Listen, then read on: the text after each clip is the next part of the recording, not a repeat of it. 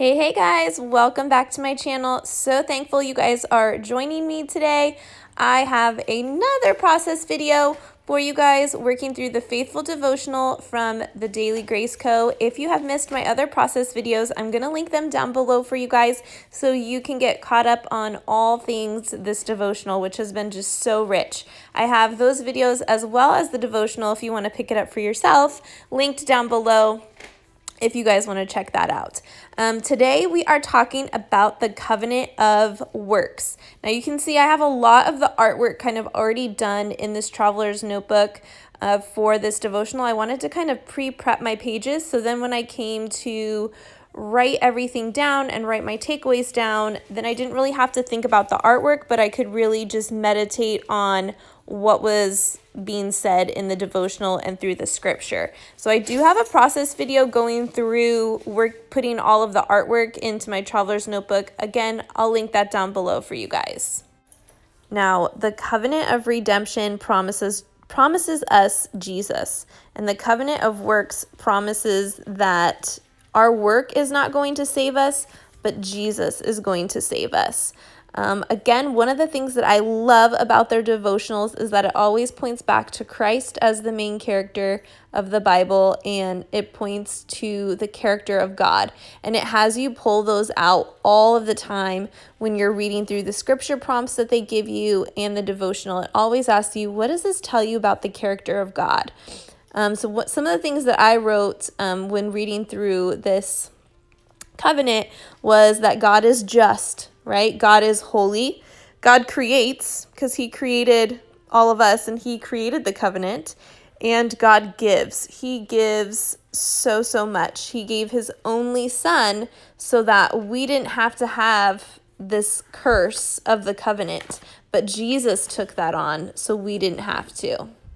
Another really good takeaway that I had from this specific devotional reading this week, you can see like off to my right, I have everything like highlighted and written on and everything, but it talks about in Genesis 2:17 how the consequence of sin is death.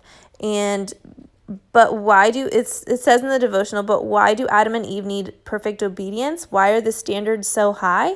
Well, God requires perfect obedience because God is perfectly holy. God has no flaws or shortcomings. God never sins. He never makes mistakes. He never does anything that is not perfectly good. God is infinite in purity, in righteousness, and in goodness. God is holy. And when his image bearers make even the smallest mistake, it mars the image of the all-holy God in them. Wow, again, this was so good for me to read because when we sin, we're just tainting that image of God. Remember, we're created in his image. He made each one of us perfect for his plan. And when we sin and we go against his perfect plan for us, then we are marring that image, which I was just like, oh my goodness, that was so good. Just to kind of catch you guys up to speed with what I'm doing on my page, I wanted certain things to really stick out, so I stamped down perfect obedience, and then I stamped down perfectly holy. I wanted those things to just stand out. The small alphabet sticker, I think, or not sticker, stamps. The alphabet stamp, I believe, was from either Michael's or Hobby Lobby a long time ago. And then those other two alphabet stamps are, of course, from Illustrated Faith. You guys know I love their stamps. But I just love getting the takeaways in this traveler's notebook. I cannot wait for it to be finished, and then I can just kind of flip through it and see all of these big takeaways. Here at the bottom, I'm writing down that takeaway. I'll say it again for you guys in case you guys want to take some notes, but it says, if God did not punish sin, he would not be just. If God were not just, he would not be holy. And if God were not holy, he would not be God.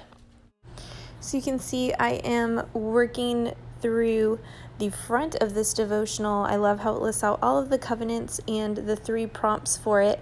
And I am writing down that the character traits of God through this covenant. So then I have that in my devotional whenever I flip through it.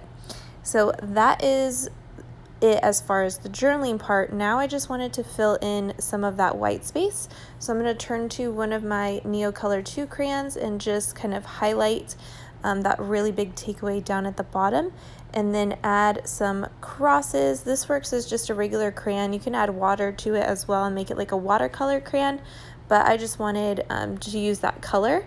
And then I am referring to the Bible Nerd stamp set.